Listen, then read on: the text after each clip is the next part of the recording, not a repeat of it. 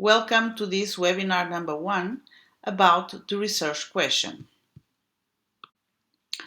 Before we moving on to the contents, we would like to thank to MAERA and the MAERA, the knowledge arena on accounting, education and research, as well as to April and Space Network that made possible the organization and the offer of this webinar. A brief introduction about myself. My name is Anabela Mesquita. I have a PhD in Information Systems and Technologies. I'm a professor at Polytechnic of Porto in Portugal, the editor-in-chief of the International Journal of Technology and Human Interaction, the associate editor for the Information Resources Management Journal, and also for the Journal of Cases on Information Technology. Besides that, I'm the president of the Space Network, and I have experience in participating in European projects, both as a partner and as a coordinator.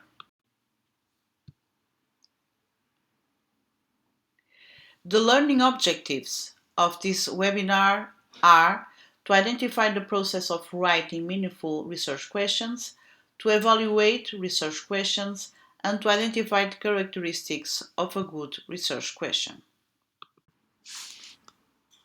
Why is the formulation of the research question so important? The research question is one of the first critical steps of any research process, and as such, its formulation is an important activity because it helps to look back to what has already been done, as well as to point directions towards the future. The research question, when appropriately written, will guide the research project and assist in the construction of a logical argument. The research question should be a clear, focused question that summarizes the issue that the researcher will investigate. It is necessary to make a correspondence between the questions to the objectives of the research, and one research question may have several sub-questions.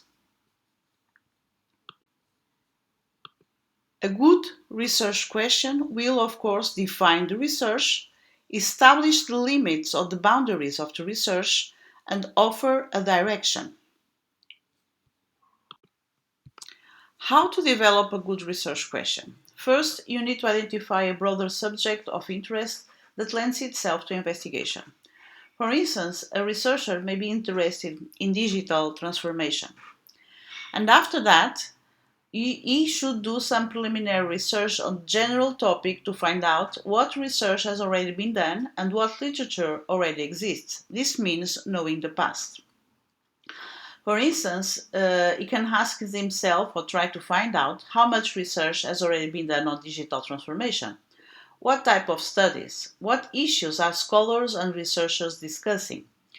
Is there a unique area that yet to be investigated, or is there a particular question that may be worth replicating? After that, he should also consider the audience. For most college papers, the audience will be academic, but always keep the audience in mind when narrowing the topic and developing the question. Would that particular audience be interested in the question you are developing? The next step is to narrow the topic by asking open-ended how and why questions. For instance, a researcher may want to consider the technological aspects that are contributing to the changes of jobs, or to identify the tasks that are or will be changed in the near future in a certain occupation, as well as the challenges people will face in order to find an adequate job. So you can ask or create a list of potential questions for consideration and choose one that interests you and provides an opportunity for exploration.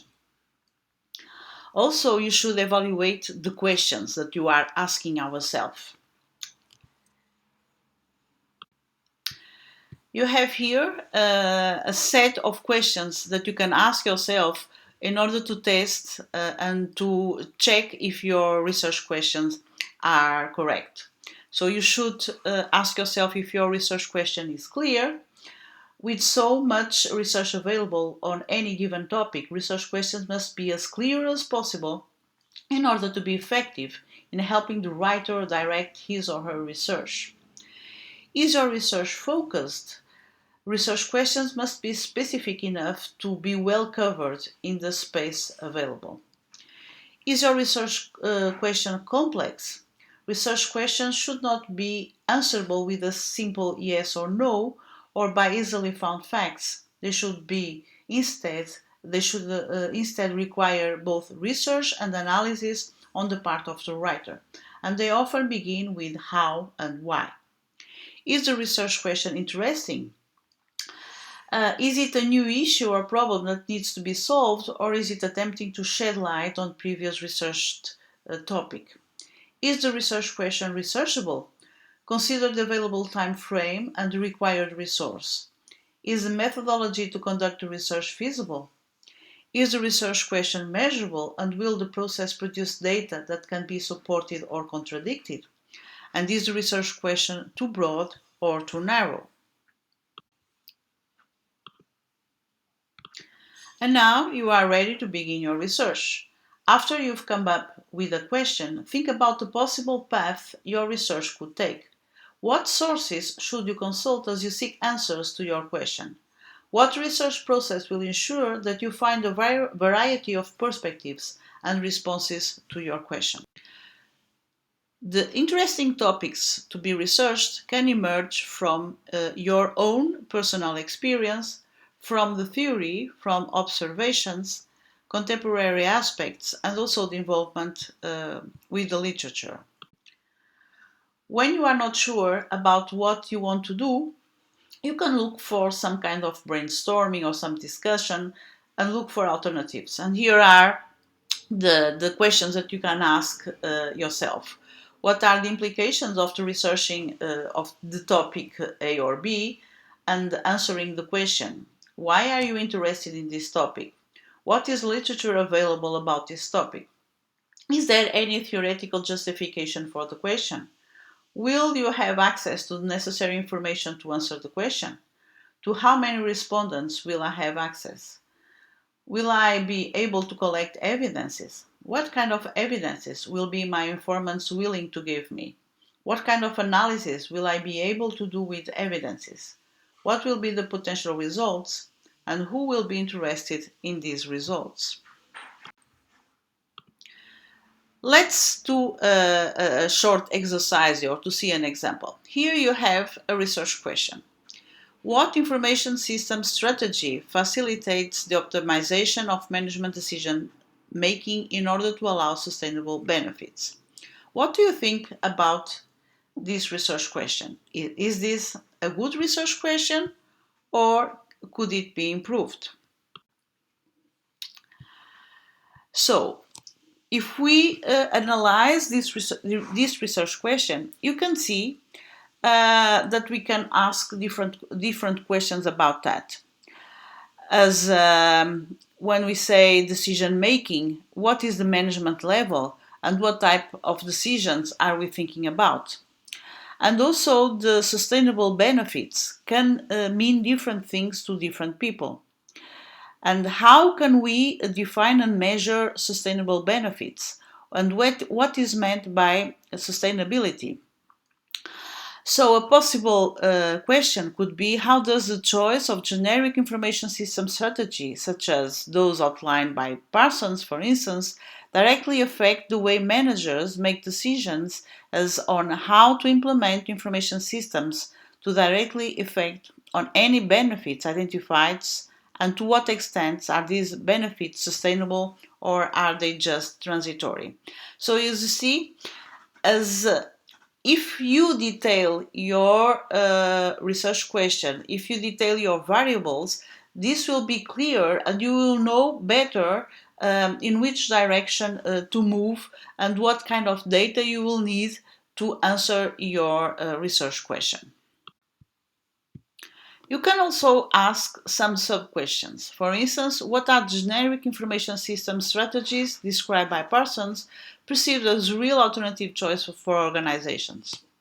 How does the choice of generic information system strategy actually affect decision-making involved in deciding how to implement information systems to directly support the business? How are the benefits derived from such systems identified? How is the link between these information systems, investment decisions, and benefits illustrated or explained? How are the benefits derived from such systems measured, and how are such benefits viewed with regard to their tendency to be sustainable? To sum up, the characteristics of a good research question are here in this slide. So they should be clear, means it should provide enough specifics that one's audience can easily understand its purpose without needing additional explanation. It should be focused. This means it is narrow enough that it can be answered thoroughly in the space the writing tasks allows. It should be concise. It is expressed in the fewest possible words. It should be complex. It is not answerable with a simple yes or no, but rather requires synthesis and analysis of ideas and sources prior to composition of an answer, and it should be arguable. Its potential answers are not open to debate rather than accepted facts. And there are three types of research questions: the descriptive, the observational relational, and the causal cause and effect. Let's see what are meant by each type of research question. Let's start with the descriptive. The descriptive question means that it describes conditions that are happening or characteristics that exist. Answering a descriptive question relies a great deal on the observational skills of the researcher. The researcher may even have to employ unusual observational tools or techniques to gather their information. Through these skills, it is hoped to discover something that has never been described before. And examples of descriptive questions are: what percentage of participants in this study are women? Do men or women score higher on the graduate record exam? How many or what proportion of these university students are men or women? Are teenagers spending too much time on social media? As for the observational relational questions, these examine the questions of whether two or more variables affect or do not affect each other under a given set of circumstances. And examples of these kind of questions are: how can we predict which students might have trouble learning certain kinds of subject matter? If two cattle are kept under similar conditions and are fed the same amount of cattle feed, will they reliably and predictably gain the same amount of weight? Do two similar sized samples of sodium react with water in a similar manner when all other variables are kept consistent? And finally, the causal questions, so cause and effect. This kind of questions attempts to determine if changing one variable in a known and or contained habitat has a measurable effect on another variable or set of variables within that same area or habitat. Examples of this kind of questions are: do teachers behave differently towards students of different gender? So here we are studying the cause and the comparison. Does the total mass of a sample of sodium affect the speed at which it completely reacts with water? Does the mass of an object orbiting a gravitational center affect the speed at which the object revolves around it? There are some studies that have some hypotheses. So, one of the questions of the students is whether their projects or their research should have research question or should have some hypothesis. In fact, having the research questions as a basis, there might emerge hypotheses, meaning in the quantitative approach, or the prepositions on the qualitative approach. So hypotheses are designed to express relationship between variables. And if the research question is more descriptive or exploratory, hypotheses may not be the adequate solution. So the hypothesis might not be adequate if you do not have a hunch or something more consistent about a certain situation, do not have a set of defined variables, the questions focus in a phenomenological description, the questions focus in an ethnographic study or cultural group, or the objective is to involve and research the collaborative change process. So let's check the list of good research questions. First, you should ask yourself if this is the right question for you. Will you be interested in the question till the end of the research process? Will you be able to manage unbiased subjectivity that may arise? Is the question adequate for the field?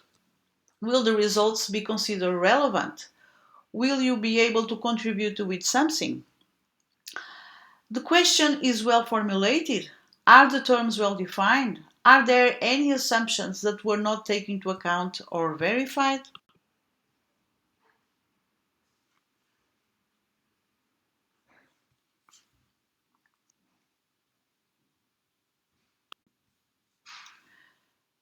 So here you have some references that were used to prepare this presentation. Um, and of course, we thank you very much for your presence here. And we hope to see you in the next webinar, at webinar 2, that will be soon happening. So thank you very much for your presence and see you soon in the next webinar.